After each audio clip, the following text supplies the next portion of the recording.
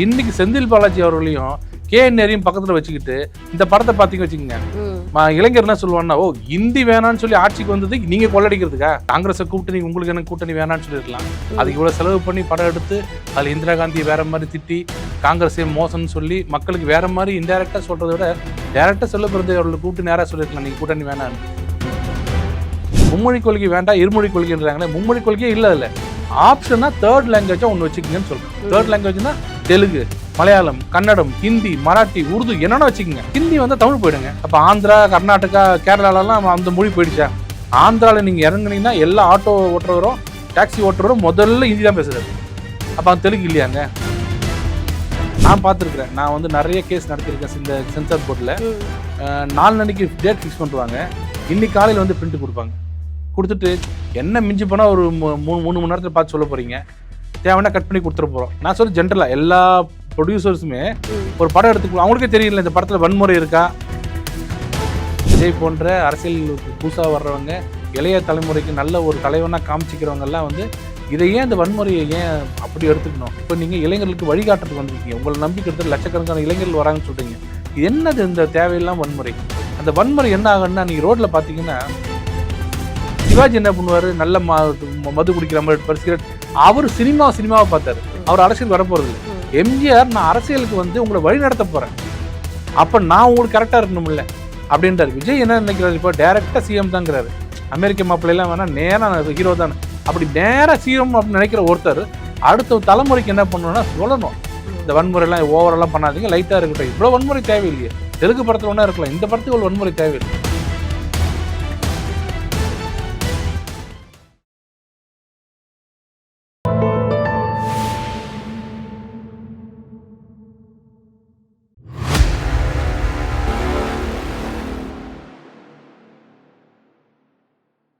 தாமரை TV நேயர்களுக்கு அன்பான வணக்கம். இன்று வந்து நேர்காணலில் சிறப்பு விருந்தினர் தமிழக பாஜகவின் வழக்கறிஞர் பிரிவின் மாநில தலைவர், உயர்நீதிமன்ற வழக்கறிஞர் குமரகுரு அவர்கள் நம்மோடு இருந்திருக்கிறார். சார் வணக்கம். சார், இன்னைக்கு ஒரு படம் வந்து பாஜகவுக்கு எதிராக கட்டமைக்கப்பட்டதாக ஒரு படம் ரிலீஸ் ஆச்சு. கண்டிப்பா உங்களுக்கு தெரிஞ்சிருக்கும், இந்த பராசக்தி அப்படிங்கிற படம்.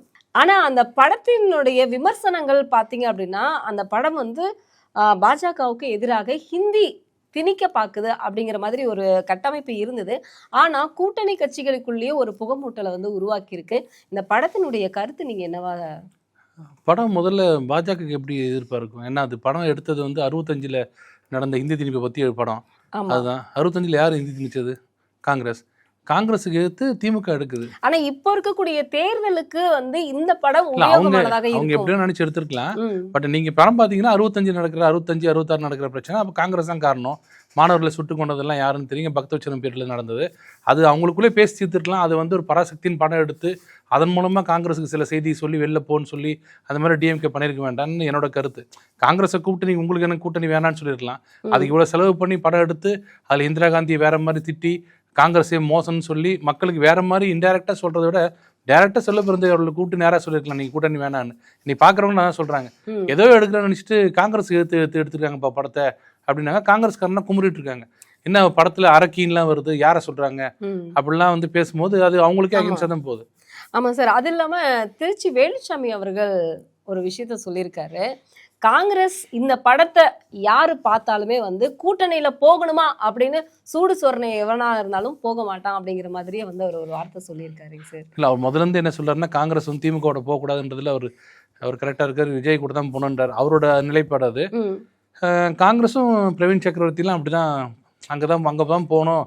திமுக கூட்டணி வேணும்னு நினைக்கிறவங்க சில இதெல்லாம் எதிர்பார்த்து திமுக இருக்கிறதுனால அவங்க திமுக வேணுங்கிறாங்கன்றது இன்டைரக்டா என்ன சொல்றாங்க, சீட்டோ பணமோ அங்க எதிர்பார்த்துட்டு உட்காந்துருக்கவங்க தான் இன்னும் திமுக வேணும்னு கேட்கறாங்கன்னு பிரவீன் சக்கரவர்த்தியே சொல்றாரு.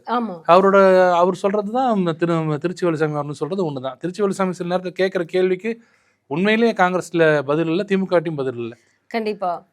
ஆனா இன்னைக்கு திருச்சி வேலுச்சாமி அவர்கள் பேசினதுக்கு இவர் பெரியசாமி அவர்கள் வந்து ஒரு பதிலடி சொல்லியிருந்தாரு. நாங்க கூட்டணி சேர்ந்து சந்திச்சாலும் ஆனா எங்களுக்கு நாங்க தனித்துவமா தான் ஆட்சி அமைப்போம்னு அவங்க சொல்லியிருக்காங்க. ஆனா அதுக்கு செல்வ பெருந்தகை சொல்லியிருக்காரு ராகுல் அவர்கள் இதுக்கு முடிவு எடுப்பாரு அப்படின்னு. ஆனா மாணிக்கம் தாக்கூர் சொல்லியிருக்காரு, எங்களுக்கு ஆட்சியிலும் அமைச்சரவையிலும் பங்கு வேணும், சீட் அதிகமா வேணும்னு இன்னைக்கும் அவரு வந்து தெளிவா சொல்லியிருக்கிறாரு. இது எந்த நிலையில போய் முடியும் இல்ல காங்கிரஸ்ல எப்பவுமே ஒரு ஜனநாயகமான கட்சின்னு நம்ம சொல்லுவோம்ல, யாருன்னு என்னன்னா பேசிக்கலாம், யாரும் ஒண்ணு கிடையாது. கடைசியில் அங்கிருந்து மேல இருந்து டக்குன்னு நேரா இங்க ஒருத்தர் வருவாரு, சால்வையை போடுவாரு, போட்டுட்டு ஸ்டாலின் அவர்களுக்கு சால்வை போட்டுட்டு எந்த பேசும் யாரும் பேசக்கூடாது, கூட்டணி உறுதியாகி விட்டது, அவங்க சொல்றதெல்லாம் நாங்கள் ஏற்றுக்கிறோன்னு சொல்லிட்டு போயிடுவாங்க, இவங்கெல்லாம் அப்படியே அமைதியாயிடுவாங்க.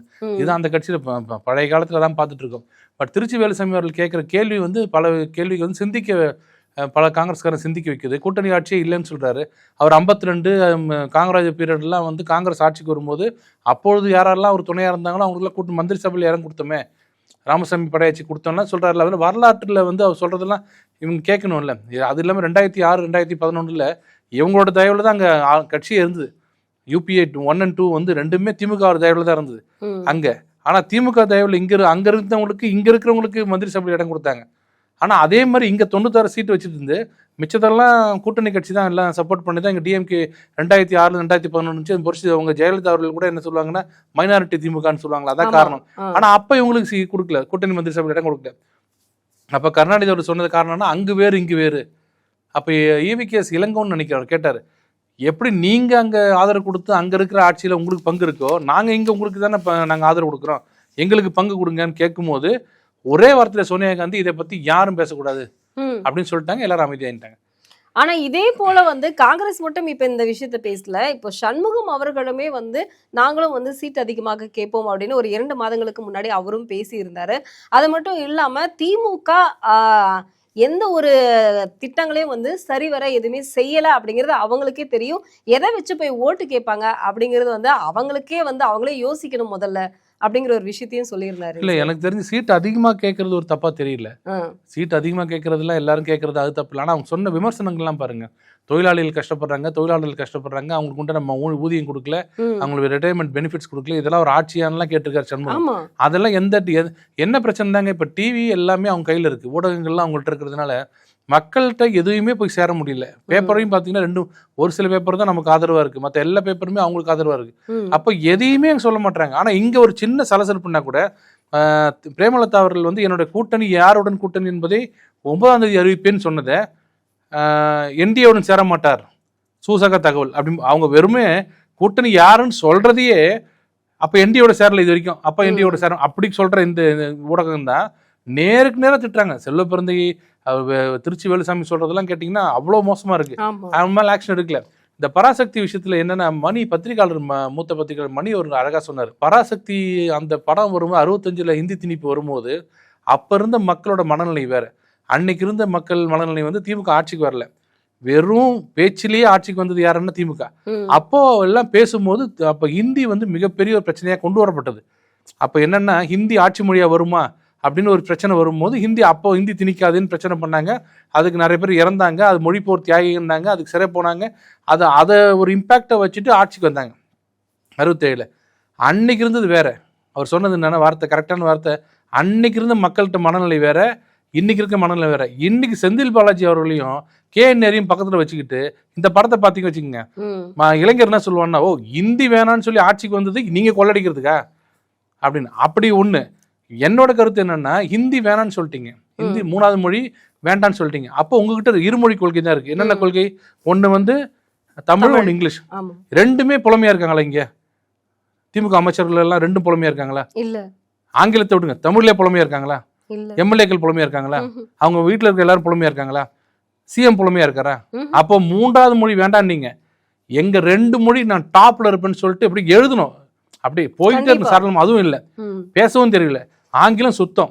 அப்போ அதுவும் வேண்டாம், இதுவும் வேண்டாம். சரி, நீங்க தான் போனீங்களே, பசங்களை என்ன பண்ணீங்கன்னு பாத்தீங்கன்னா கிட்டத்தட்ட 2 லட்சம் பேர் ஃபெயில். யாராவது ஒருத்தர் இன்னைக்கு ரோட்ல போயிட்டு யாராவது ஒரு வார்த்தை ஒரு அகநானூறு போடுற எழுதுப்பான்னு கேட்டா எந்த நான் போடுறதுன்னு தெரியல. இப்படிதான் தமிழ் இங்க இருக்கு. சோ நீங்க தமிழும் வளர்க்கல, ஆசிரியர்களே வந்து ஃபெயில் இல்ல. அப்ப தமிழையும் வளர்க்கல, ஆங்கிலம் சுத்தம், ஹிந்தியும் வேணாம். அப்ப அது அர்த்தம் புரியுது உங்களுக்கு என்னன்னு? இதுதான் சொல்றேன். இது அந்த படம் பார்க்கிற போது அன்னைக்கு இருந்த மென்டாலிட்டி வேற. அன்னைக்கு இருக்கும் போது அண்ணா நாவலர் நெடுஞ்செழியன்லாம் சொற்பொழிவுன்னா அப்படி தமிழ், எங்கள் தமிழ் அப்படின்னாங்க. அப்ப மக்கள் நம்ம எங்களுக்கு தமிழ் போதும், எங்களுக்கு ஆங்கிலம் போதும், தமிழ் போதும், நீ ஹிந்தி வேண்டாம்னாங்க. இன்னைக்கு எல்லாமே சிரிக்குது. தமிழும் சிரிக்குது, ஆங்கிலமும் சிரிக்குது. அப்ப நிச்சயமா. மக்கள் எல்லாரும் இந்த இளைஞர்கள் எல்லாருமே சொல்றது இன்னொரு மொழியை கத்துக்கிட்டா உனக்கு என்ன அப்படின்னா, அடுத்த வார்த்தை திணிப்பு தான் கூடாது என்று தவிர நீங்கள் படிக்க கூடாது. ஒரு புது ஒரு கதை சொல்லுவானுங்க. ஆனா அதுக்கு இவங்க என்ன கேக்குறாங்க, படிக்கிறதுக்கு மேல ஆப்ஷன் கொடுக்கணும்ல. நிச்சயமா. நான் திணிக்காத, கவர்மெண்ட் ஸ்கூல்ல 3rd லாங்குவேஜ் கம்பல்சரின்னு சொல்லாத, 3rd லாங்குவேஜ் ஆப்ஷனல் சொல்லு, அதுல ஹிந்தி வச்சுக்க. இல்ல அப்படிதான் பாஜக அரசு சொல்லியிருக்கா. இல்ல இவங்க என்ன சொன்னாங்க, மும்மொழி கொள்கைன்றாங்க. மும்மொழி கொள்கை வேண்டாம், இருமொழி கொள்கைன்றாங்களே. மும்மொழி கொள்கையே இல்ல. இல்ல ஆப்ஷனா 3rd லாங்குவேஜா ஒன்னு வச்சுக்கங்கன்னு சொல்றேன். 3rd லாங்குவேஜ்னா தெலுங்கு, மலையாளம், கன்னடம், ஹிந்தி, மராட்டி, உருது என்னன்னா வச்சுக்கோங்க. ஆனா ஆப்ஷன் கொடுங்க பசங்களுக்கு. ஆனா கொடுக்க மாட்டேன்னு ஏன் சொல்றாங்கன்னா, அவங்களுக்கு நல்லா திமுக அரசுக்கு தெரியும், ஆப்ஷன் அப்படின்னு கொடுத்துட்டாலே தமிழக மக்கள் அவங்க குழந்தைங்கள முதல்ல ஹிந்தி தான் படிக்க வைப்பாங்க. ஏன்னா தெலுங்கு படிச்சா ஒரு இடத்துல தான் போக முடியும், கன்னடம்னா இங்க தான் போக முடியும். ஹிந்தின்னா இந்தியா முழுக்க போகலாம். அப்படி ஹிந்தி படிக்க வைப்பாங்க. ஹிந்தி படிக்க ஆரம்பிச்சிட்டாங்கன்னா தேசப்பற்று வந்துடும். தேசப்பற்று வந்தா தமிழ்நாட்டில் நடக்கிற எல்லா அயோக்கியத்தனமும் தெரிஞ்சிடும். மற்ற எல்லாரும் நோட் பண்ண ஆரம்பிப்பான், மற்றவங்க பேசுறது புரியும். ஏன்னா நம்ம ஊர்ல என்னன்னா, சவுத்து தவிர நார்த் எல்லாம் வந்து எல்லாருமே முட்டாள். தமிழ்நாடு வளர்ந்தது, தமிழ்நாடு அந்த திமுக வளர்த்தது எப்படின்னா, நார்த் இந்தியன் அப்படின்னு சொன்னாலே அவனுக்கு உண்மை தெரியாது, இவங்க தான் அறிவாளி, அவனுக்கு ஒண்ணுமே தெரியாது. அப்படி அதனாலதான் இன்னைக்கு யாரும் நார்த் இந்தியன் ரோட்ல போனோம்னா கிண்டல் பண்றது. இந்த பில்டிங்லாம் கட்டுறதுக்குலாம் வராங்களே, அவங்க எல்லாம் பார்த்தா ஒன்னும் படிக்காத நம்ம ஊருக்காரன் என்ன கிண்டல் பண்ணுவான், என்னடா இங்க என்னடா பண்றீங்கன்னு. இவனை பொறுத்த வரைக்கும் இவர் பெரிய அறிவாளி, ஏன்னா திருவள்ளூர் பேரன் இவர். அவங்க எல்லாம் வந்து ஒண்ணுமே தெரியாது, அவங்களுக்கு பாவம். அந்த மனநிலையை கொண்டு வந்து, ஏய் நார்த் நமக்கு எதிரி, நார்த் எதிரி, நார்த் எதிரினே காமிச்சிட்டாங்க. ஹிந்தி படிக்க ஆரம்பிச்சிட்டிங்கன்னா வாரத்துல ஒரு 3 நாள் டெல்லி போயிட்டு வருவான், யூபி போயிட்டு வருவான், ஆக்ரா போயிட்டு வருவான். போயிட்டு வந்து நல்லா தானப்பா இருக்காங்க, எல்லாரும் நல்லா தானே இருக்காங்க தெரிஞ்சுட்டாங்க வச்சுங்க. இங்க அரசியல் பண்ண முடியாதுல்ல. அதனால அந்த வீட்டை அப்படியே கட் பண்ணி அந்த வீட்டுக்குள்ள போகாத, அது போதும், அதுவும் அது ஹிந்தி படிக்காத, ஹிந்தி படிச்சா தமிழ் மறந்துடும். நீங்க சொல்றாரு ஹிந்தி படிச்சா, ஹிந்தி ஏன் உள்ள வரக்கூடாதுன்னா, ஹிந்தி வந்தா தமிழ் போயிடுங்க. அப்ப ஆந்திரா, கர்நாடகா, கேரளாலாம் அந்த மொழி போயிடுச்சா? ஆந்திரால நீங்க இறங்குனீங்கன்னா எல்லா ஆட்டோ ஓட்டுறவரும் டாக்ஸி ஓட்டுறவரும் முதல்ல ஹிந்தி தான் பேசுறாரு. அப்ப அந்த தெலுங்கு இல்லையாங்க, எல்லாம் போய் சரி எல்லாம் முடிச்சுனா என்னோட சின்ன ஒரு என்ன சொல்றது, ஒரு மனசு கஷ்டமோ என்ன எனக்கு என்னன்னா, எங்க முதல்வர் ஸ்டாலின் இருமொழி கொள்கை தான், ஹிந்தி அரக்கனை உள்ளே விட மாட்டேன்ட்டாரு. தமிழ் புலவர்னு பாக்குறோம், தமிழ் தெரியல, ஆங்கிலம் தெரியல. அப்ப ரெண்டுமே தெரியாம இருக்கிற நீங்க 3வது மொழி வந்தா என்ன, வரல என்ன? நீங்க ரெண்டையும் படிக்க போறது இல்ல, 3வது வந்தாலும் படிக்க போறது இல்ல. உங்களுக்கு 10 மொழி படிக்க வச்சாலும் உங்களுக்கு என்ன பிரச்சனை? எதுவும் படிக்க போறது இல்லையே. நீங்களும் சரி, உங்க எம்எல்ஏங்களும் சரி, உங்க மந்திரிகளும் சரி, யாரும் படிக்க போறது இல்ல. குழந்தைங்க படிக்கட்டுமே. ஆனா இன்னைக்கு அண்ணாமலை அவர்களும் ஒரு விஷயத்த சொல்லியிருக்காருங்க சார், பராசக்தி படத்தை எல்லாருமே கண்டிப்பா போய் பாக்கணும் அப்படின்னு சொல்லியிருக்காரு. நானே சொல்றேன், பாக்கணும், அப்பதான் தெரியும் திமுக யாரு, காங்கிரஸ் யாருன்னு. கண்டிப்பா இதுல இருந்தே வந்து ஒரு தமிழக அரசியல் எப்படி உருவாச்சு, என்ன காரணம் மொழி அரசியலுக்கு அப்படின்னு தெரிஞ்சுக்கலாம். தெரிஞ்சுக்கலாம். அதுக்கு யார் காரணம், யார் அவங்க ஆட்சி விட்டு விளக்குனது, அவங்க யாருக்காக கட்சி ஆரம்பிச்சாங்க, கட்சி என்ன சொல்லி வளர்த்தாங்க, இன்னைக்கு செல்வ பிறந்தோட கூட்டணி வச்சிருக்காங்களே, இந்த காங்கிரஸ் அந்த காங்கிரஸ் என்ன, திமுக காரன் கேட்பாங்கல்ல. அப்படின்னா தன்னோட தலையில தானே சூனியை வச்சுக்கிட்ட மாதிரி. இந்த படம் எடுத்தா சொன்னேன், கூப்பிட்டு வச்சு நேரா பேசி வெளில போன்னு சொல்லிருக்கலாம். அதுக்கு போய் இந்த படம் எடுத்து இன்டைரக்டா சொல்லி காங்கிரஸ்காரெல்லாம் கோவப்படுத்தி, ஆனா காங்கிரஸ்காரன் கோவம் வராது வச்சுக்கோங்க, எப்பவுமே காங்கிரஸ்காரன் கோவம் வராது. அவங்க சோனியா காந்தி என்ன சொல்றாங்களோ அதை அப்படியே கேட்டு அப்படியே வேலை செய்வாங்க. இப்ப அவங்க சப்போஸ் வெளியே போற மாதிரி இருந்தா திமுகவுக்கு அது நஷ்டமாகாதா சார்? திமுகவுக்கு நஷ்டமா இல்லையான்னு தெரியல. காங்கிரஸ் வேற ஒரு ஐடியா பண்ணிட்டு தான் வேற இடத்துல போறதுக்காக தான் போறாங்க. திமுக கூட இனிமேல் இருக்க முடியாதுங்க. ஏன்னா தனிப்பட்ட நஷ்டம், நல்லது கெட்டதெல்லாம் விட்டுருங்க, மக்கள்கிட்ட போய் சேரணும்ல. கண்டிப்பா மக்கள்கிட்ட போய் ஓட்டு கேட்கணும்ல. ஓட்டு கேட்கும் போது அவங்க கேட்கற கேள்வி பதில் சொல்ல முடியாதுல்ல. இப்போ நான் பார்த்த இன்னைக்கு மக்கள் எல்லாருமே திருப்பரங்குன்ற இஷ்யூக்கு அப்புறம் டைரக்டா கேட்க போற கேள்வி திமுக காரன்ல, எனக்கு ஏன் வந்து தீபாவளிக்கு வாழ்த்து சொல்ல மாட்டேன் அப்படின்னு ஒரு கேள்வி கேட்டாங்கன்னா, திமுக காரன் அப்படியே கரவேஷ்டியோட அப்படியே நான் நாளைக்கு வரமான்ட்டு வெளில போயிடுவான். இது நடக்க போகுது, இந்த எலெக்ஷன்ல பாருங்க, கண்டிப்பா நடக்க போகுது. ஒரு வீட்லயும் போயிட்டு எல்லாருமே, ஏங்க எல்லார் வீட்டுக்கும் எல்லாத்துக்கும் சொல்றீங்க, இந்து பண்டிகை ஓணத்துக்கு சொல்றீங்க, கிருஷ்ண ஜெயந்தி சொல்ல மாட்டீங்களா அப்படின்னு கேட்டாங்க. என்ன பதில் சொல்றாரு திமுக? இல்லைங்க, அதெல்லாம் வந்து அறிவுக்கு ஒவ்வாத ஒரு பண்டிகை வீட்டில் சொல்லுவார போய் வீட்டுக்குள்ள போய். அப்ப என்ன, அந்த ஒரு கேள்வி எல்லாம் வெளிப்படுவாங்க. நிச்சயமா. அதனால திருப்பரங்குன்ற ஒரு பெரிய ஐ ஓப்பனிங் தான் நாங்க நினைக்கிற தமிழ்நாட்டு அரசியலுக்கு. இன்னைக்கு உதயநிதி அவர்கள் ஒரு விஷயம் சொல்லியிருக்காரு, இன்னைக்கு தமிழர்கள் எல்லாருமே வெளிநாடுகள்ல குடும்பத்தோட போய் வசிக்கிறதுக்கு காரணமே திமுக அரசினுடைய வளர்ச்சி, அவங்க கொடுத்த பொருளாதாரம், அவங்களோட கொடுத்த கல்விதான் அப்படின்னு சொல்லிட்டு உதயநிதி சொல்லியிருக்காரு சார். இது உண்மையா ஏற்றுக்கொள்ளக்கூடியதாக இருக்கா? இன்னொரு டேட்டா வந்து பார்த்தீங்கன்னா, ஆந்திரா, கர்நாடகா, அப்புறம் தான் நம்ம வெளிநாட்டில் போய் செட்டில் ஆனவங்க பார்த்தீங்கன்னா ஐடிலாம் பார்த்தீங்கன்னா அவங்க தான் நம்பர் 1 இருக்காங்க, நம்ம கிடையாது, நம்ம லாஸ்ட்டில் தான் இருக்கோம். ம். எனக்கு தெரிஞ்சு அந்த மாதிரி போய் செட்டில் ஆனதுக்கு காரணம் இவங்களாம் இல்லை. அவங்கவுங்க படித்து அவங்கவுங்க போய் செட்டில் ஆனாங்கன்னு தவிர யாருமே இவங்க சொல்கிற மாதிரி ஒரு மொழி இருமொழி அந்த மொழியை மட்டும் கற்றுக்கிட்டு யாரெல்லாம் போகல. எல்லாரும் எல்லா மொழியும் கற்றுக்கிட்டு தான் போகிறாங்க, நல்லா படிச்சுட்டு தான் இங்கேருந்து போகிறாங்க. அந்த படிப்புக்கு இவர் ஒன்றும் காரணம் இல்லை. இன்னும் கேட்டால் அதில் பாதி பேர் ஒன்று இங்கே வாழ தகுதி இல்லாத ஊர், இந்த ஊரில் எப்படி திமுக இருக்கிற ஊரில் எப்படி இருப்பாங்கன்னு சொல்லிட்டு கூட போயிருக்கலாம். அதை கூட சொல்லியிருக்கலாம், போனதுக்கெலாம் நாங்கள் தான் காரணம்னு. ஏன்னா இங்கே வாழ முடியாத அளவுக்கு ஆகிட்டாங்க. இங்கே யாருக்கு நிம்மதி இருக்குது? இங்கே ஆட்சி நடத்துகிறாங்களே, என்ன நிம்மதி இருந்துச்சு? ஒரு லா அண்ட் ஆர்டர் கிடையாது. எல்லா வெளிநாட்டில் போனீங்கன்னா அதெல்லாம் கரெக்டாக இருக்குது, ஹாஸ்பிட்டல் பக்காவாக இருக்குது.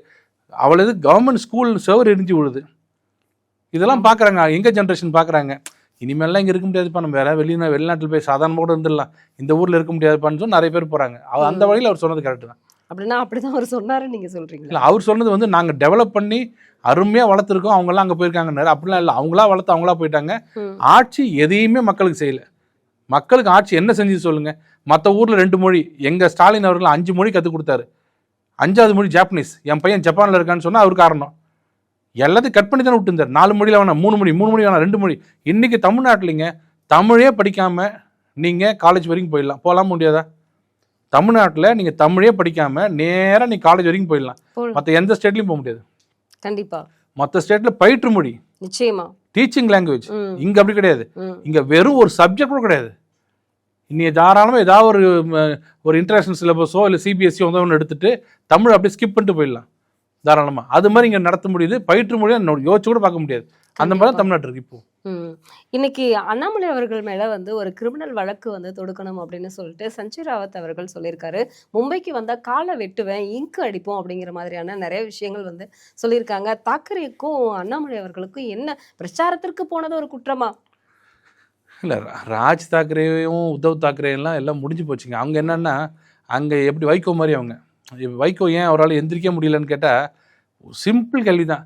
யாரை எதிர்த்து நீ ஆட்சி வெளியில் வந்தியோ, யாரை எதிர்த்து இந்த கட்சியை ஆரம்பிச்சியோ அவர்கிட்டே போய் சரண்டர் ஆகிட்டு இவரை முதல்வராக என்ன நோக்கம்ட்டார்ல, அப்போ சேர்த்துடணும் கட்சியை கொண்டு போய் மதிமுக கொண்டு போய் சேர்த்துடணும் திமுகவோட. அப்போ தப்பு இல்லை, நான் தப்பு பண்ணிட்டேன் இன்னைக்கு புத்தி வந்துடுச்சுன்னு தப்பு இல்லை.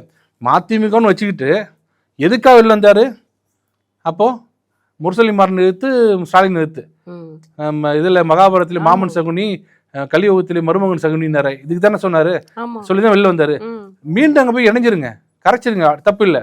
ஆனால் மதிமுகவே இருப்பேன், ஆனால் ஸ்டாலின் வந்து எப்படியா முதல்வராகணும்னு இருப்பேன். இல்லை சிரிச்சாங்கல்ல, அன்னைக்கு விழுந்தவர் தான் இன்னி வரைக்கும் எந்திரிக்க முடியல, இனி என்னைக்கு எந்திரிக்க முடியாது. அந்த கொள்கை பிறழ்ச்சின்னு வாங்கல. அதை பார்த்தீங்கன்னா ராஜ் தாக்கரே உத்தவ் தாக்கரே பண்ணது. அவங்க அப்பா எவ்வளோ கஷ்டப்பட்டு வளர்த்த கட்சி சிவசேனானா சிவசேனா, அதாவது சிவரின் பக்தர்கள் சேனைகள். அந்த கட்சியை கொண்டு போய் எதுக்காக ஒரு கட்சி ஆரம்பிச்சார், அந்த கட்சியை கொண்டு போய் காங்கிரஸோட கூட்டணி வச்சார்ல, அன்னியோட அந்த கட்சி முடிஞ்சு போச்சு. அதை இன்னைக்கு ஃபீல் பண்ணி தான் தன் தம்பி எங்கே தேடி ராஜ் தாக்கரே கூப்பிட்டு நவநிர்மாணை கூப்பிட்டு நீயாவது என் கூட வாடான்னு சொல்லி அவங்க 2 பேரும் ரொம்ப மோசமான நிலைமையில இப்போ இருக்காங்க. மும்பை மாநகராட்சி எலெக்ஷன் வருது, நம்ம அதிலே பாதி ஜெயிச்சிட்டோம், முதலே ஜெயிச்சிட்டோம், இப்போ வரப்போகுது. அந்த பயத்தின் அடிப்படையில் என்ன பண்ணுறதுன்னு தெரியாமல் இந்த மாதிரி வார்த்தைகள்லாம் வர்றது, கண்ணிய குறைவான வார்த்தைகள்லாம் வந்து அவர் யூஸ் பண்ண மாட்டார். இப்போ யூஸ் பண்ணுற அளவுக்கு தள்ளப்பட்டிருக்காரு.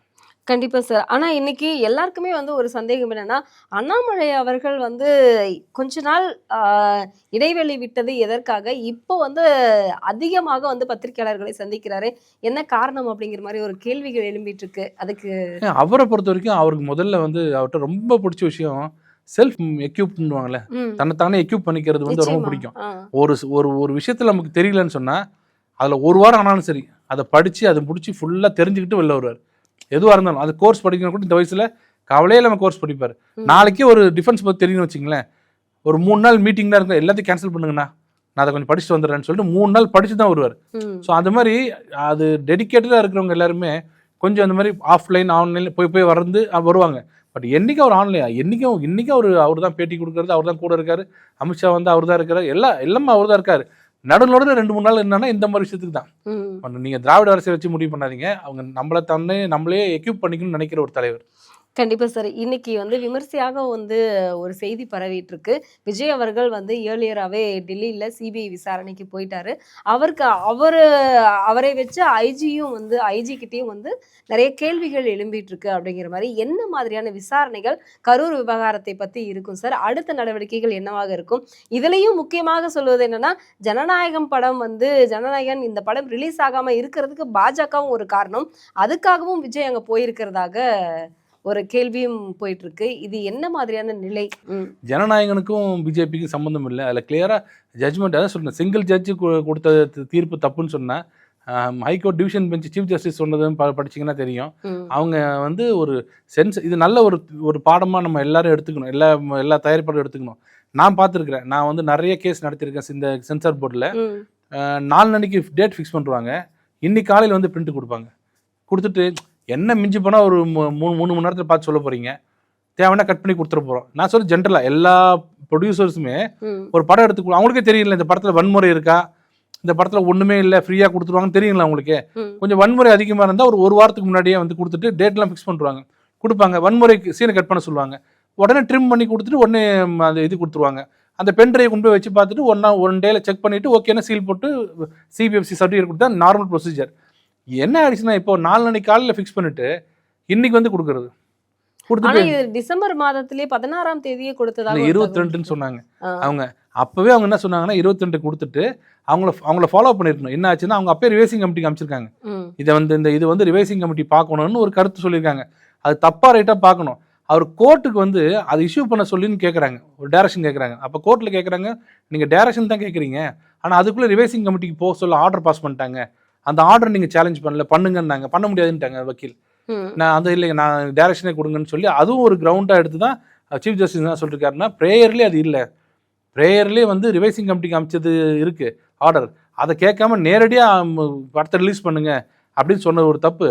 ரெண்டாவது நீங்கள் கவுண்டர் போடுறதுக்கு எப்பவுமே 2-3 நாள் டைம் கொடுப்பாங்க. இந்த கேஸ்ல ஒண்ணுமே இல்லை. நான் இன்னைக்கு நாளைக்கு காலையில் ஆர்டர் போட்டீங்க, ஹேஸ்டியா பண்ணிட்டீங்க. 3வது காரணம் ஏன் இந்த பட தயாரிப்பாளர்கள் எல்லாருமே டைமை ஃபிக்ஸ் பண்ணிட்டு இங்கே இதை கொடுக்குறீங்க? ஒரு வாரம் 10 நாள் 20 நாள் ஆகட்டுமே. இப்போ என்ன இப்போ அதனாலலாம் நாங்கள் பார்த்து உடனே கொடுக்க முடியாதுன்னு சொல்லி தான் இந்த ஸ்டே கொடுத்தது. அப்போட கேட்டாங்க, இந்த வாரத்தில் கொடுங்களேன், ஒரு வாரம் ஆகுது, பொங்கலுக்கு வசூல், அதெல்லாம் உங்கள் பிரச்சனை. இனிமேல் ஆகுது. சென்சார் போர்டு வரணும்னா 1 மாசத்துக்கு முன்னாடி சென்சார் போர்டு வாங்கிட்டு அதுக்கப்புறம் டைம் ஃபிக்ஸ் பண்ணுங்க அப்படின்னு ஜென்ரலா ஒரு அட்வைஸ் மாதிரி. ஆனா இதுக்கு முன்னாடி விஜயனுடைய படங்கள் எல்லாமே நம்ம பார்த்தோம்னா இந்த போக்கிரி படத்துல எல்லாம் நிறைய துப்பாக்கி சுடுதல் இந்த மாதிரியான நிறைய பிரச்சனைகள் இருக்கும். நிறைய படங்களும் அந்த மாதிரி வெளியாயிருக்கு. ஆனா இந்த படத்துல அப்படி பார்த்த மாதிரி இல்லையா? இந்த அரசியல் சம்பவங்கள் அதிகமாக இடம்பெற்றதுனாலதான் இப்படி ஒரு எதிர்ப்பு தெரிவிக்கிறதாக ஒரு தகவலும் இருக்கு சார். நீங்க பாத்தீங்களா? எனக்கு தெரியல. என்னோட அறிவுக்கு நான் பார்த்தது அந்த ட்ரெய்லர்ல பார்க்கும்பொழுது அரசியல்வாதிகளை எம்ஜிஆருடைய அந்த சாட்டை வச்சு அடிச்சது, இதனாலதான் அந்த படத்தை இது பண்ணாங்க. அது கற்பனை. அதெல்லாம் நான் பார்த்த வரைக்கும் ட்ரெய்லர்ல பார்த்ததுக்கு ஓவர் வன்முறை தான் இருந்தது. வன்முறை கட் பண்ணியிருக்கணுன்றது நான் கூட சொன்னேன். விஜய் போன்ற அரசியல் புதுசாக வர்றவங்க, இளைய தலைமுறைக்கு நல்ல ஒரு தலைவனாக காமிச்சிக்கிறவங்க எல்லாம் இதை ஏன் இந்த வன்முறையை ஏன் அப்படி எடுத்துக்கணும்? இதுக்கு முன்னாடி நடிச்சிருக்காரு இல்ல இப்போ இதுக்கு முன்னாடி நடிகர். நான் சொல்ல இப்போ நீங்க இளைஞர்களுக்கு வழிகாட்டுறதுக்கு வந்திருக்கீங்க. உங்களை நம்பி கிட்டத்தட்ட லட்சக்கணக்கான இளைஞர்கள் வராங்கன்னு சொல்றீங்க. என்னது இந்த தேவையில்லாம் வன்முறை? அந்த வன்முறை என்ன ஆகுன்னா, நீங்க ரோட்ல பாத்தீங்கன்னா சும்மா சாதாரண வண்டி லைட்டா இடிச்சாலே அவன் இறங்கி வரும்போது விஜய் மாதிரி இறங்கி வரான். அப்படி உள்ள வருமா அவனுக்கு இன்னும் தெரியல, நினைச்சிட்டு இருக்கிறான் அந்த காலில் எட்டி வச்சா 3 கார் போய் விழுந்துருன்னு. அந்த மாதிரி இறங்கி வரானுங்க. நீங்க ரோட்ல பாருங்க. ஹீரோயிசம் தேவையில்லாம ஹீரோயிசம் ஆளுங்க. ஆள் பார்த்தீங்கன்னா அவருக்கு 50 கிலோ இருக்க மாட்டார். ஆனால் அவன் நடந்து வர செய்ய பார்த்தா விஜய் மாதிரி இருக்கு. அவரும் சட்டை போடுறதுக்கு வராரான், என்னைக்கு காரை அடிச்சுட்டேன்னு. இது இளைஞர்களை தவறான ஒரு வழி கொண்டு போகிறது. அவரெல்லாம் மாற்றணும். எப்படின்னா, எதுக்கு வன்முறையெல்லாம் படம் எடுங்க. ஓவர் வன்முறை இல்லை. அந்த படத்தை பார்த்தீங்கன்னா எனக்கே ரொம்ப கத்தி வெட்டிட்டு இவரே இது பண்ணிட்டு வர்றாரு. இந்த ரத்தத்தெல்லாம் பார்த்துட்டு வர்றாரு. அதெல்லாம் தேவையில்லாத விஷயம். இதை சினிமாவாகவே பார்த்துருக்கலாமே சார். ஏன் அரசியலுக்கு வந்தாங்க? இப்போ எம்ஜிஆர் கூட தான் அரசியல் என்ன பண்றாரு சொல்லுங்க. எம்ஜிஆர் அரசியல்ல இருக்கும் பொழுதே சினிமாவில் இல்லைங்க. எம்ஜிஆர் அதுதான் சொல்றேன். நான் அரசியலுக்கு வர்றதுனால என்ன 4 பேர் பார்ப்பாங்க. ஆனா சிவாஜி என்ன பண்ணுவாரு? நல்ல மது குடிக்கிற மாதிரி சிகரெட். அவர் சினிமாவை பார்த்தாரு. அவர் அரசியல் வரப்போறது இல்லை. எம்ஜிஆர் நான் அரசியலுக்கு உங்களை வழி நடத்த போறேன், அப்ப நான் உங்களுக்கு கரெக்டா இருக்கணும்ல அப்படின்றாரு. விஜய் என்ன நினைக்கிறாரு? இப்போ டைரக்டா சிஎம் தாங்கிறாரு. அமெரிக்க மாப்பிள்ளைலாம் வேணா நேரா ஹீரோ தான்.